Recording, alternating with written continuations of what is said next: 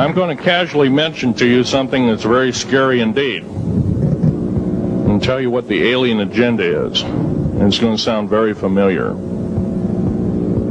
The alien agenda is the complete takeover of this planet, the killing off of 5, 6 to 7/8 of the world's population by the year 2029. U.S. military has known about this for 45 years. They've told no one. As far as I know, I'm the only person standing before a crowd talking about the alien agenda, secretively. Okay. Back in 1954, I'll give you a quick overview. There was the created 1954 treaty where Eisenhower signed a pact with the known alien species of the time. There were 3 at the time. And said that we're going to deal in high technology, but you can take a few head of cattle and a few human beings and you can experiment on them. It's unthinkable. It's stuff straight out of the Nazi death camps, and I'm kidding you not, it's plain BS, and it's got to stop. Now, the created 1954 treaty would have been violated. After the great firefight, the alien-human war, I am the only living survivor talking about it worldwide at all.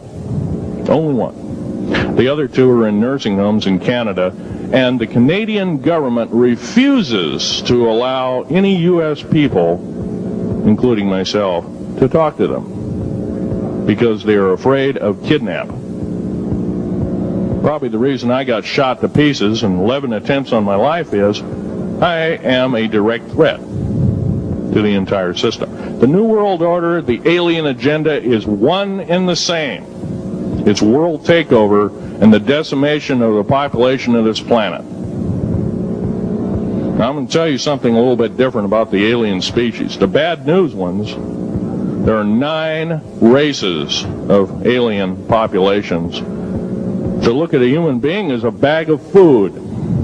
They're not cannibals. They don't eat the flesh and the bones and all that kind of stuff. They use the glandular secretions of animals and human beings as a mixture of the vitamins for their food. They get high off of our adrenal gland substances called adrenal chrome. It's something like cocaine to them. Now, what can we do about it? Right now, if we do nothing, we can do nothing about it, and it will continue to go on. Basically, we'll be led in the dark, and you'll keep seeing more and more people disappear. Right now, there's 100,000 children totally unaccountable through FBI archives, cannot be traced anywhere. They haven't been murdered. Nobody's ever seen them. I think they're hauled underneath in some of these bases, and they are summarily done away with, and they are literally eaten. Now, that is a scary thing indeed. And I'm not asking you to believe me in toto. I am asking you to seriously do enough homework that you can go out through the public record, through the congressional records, find out who's voting for what, and go from there. Do your own program. Do your own agenda, and do your own speaking out. And if enough of us do this, there is some saving grace. However, we don't have a whole heap of time left. Technological governments on this planet are raping the planet. We're going to run out of everything that we need. We're going to pollute everything in sight in the better part of 20 years. Now, I know you've heard some poppycock stories. Oh, we're going to run out of coal. We're going to run out of gasoline. We're going to run out of this, that, and the other. And 25 and 30 years ago, you heard all this hogwash. Well, don't believe it. Basically, anything you read in a paper, you should take with a grain of salt. Start reading on what is missing out of the article. Ask yourself, what's missing in this article that I should know? Maybe that's the truth. Fill in the blank spots, so to speak. White copy is only one leg of the triangle. There are 2 other legs, 2 other pieces of the puzzle. What we have to do as a group of people, concerned people at that, and this group seems to be quite that, is we have to assert ourselves in a way that we've never thought possible. Now, I'm not asking you to do what I'm doing. I'm telling you, what I'm doing is very important. Every one of you is equally important. You wouldn't be in this room otherwise. You know, all these other people out here that didn't come to the lecture, they really don't want to hear it.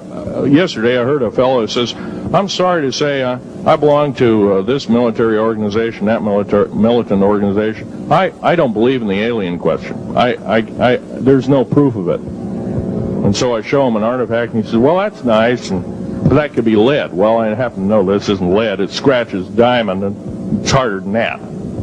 Here's a sapphire that I found. When we blew a mountain apart, all these sapphires fell out.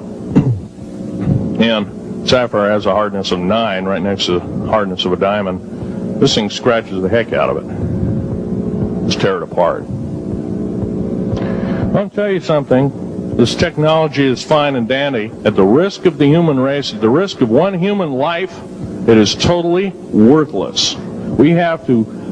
The one beautiful thing about the United States of America is we value a human person's life. The minute we lose it, we are dead meat. It is tantamount that we get back to constitutional law, and for our officials not to believe in it or obey it. First of all, for a politician to say, well, I believe in the U.S. Constitution, but I believe in gun control. You can't be a master of two houses. It don't work. What you must do is tell that politician you are disobeying the Constitution of the United States that you're sworn to uphold, and you are in treason territory. Think about what you said. You have 30 days to make that apology. If you do not make that apology, you are a treasonous individual and should be prosecuted.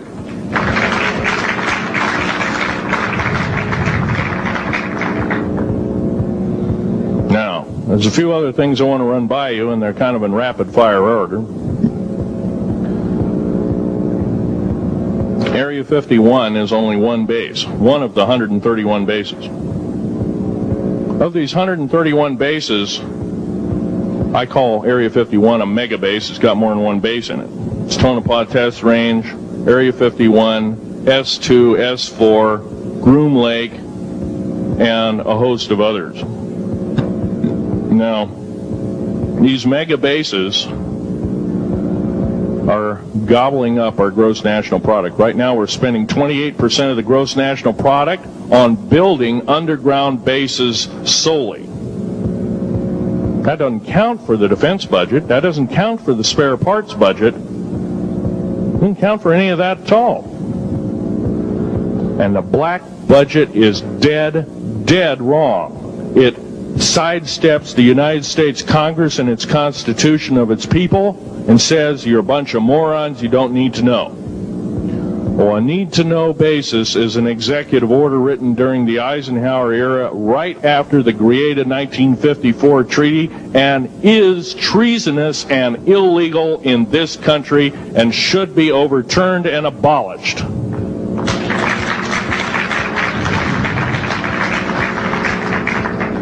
Now, I believe in military preparedness.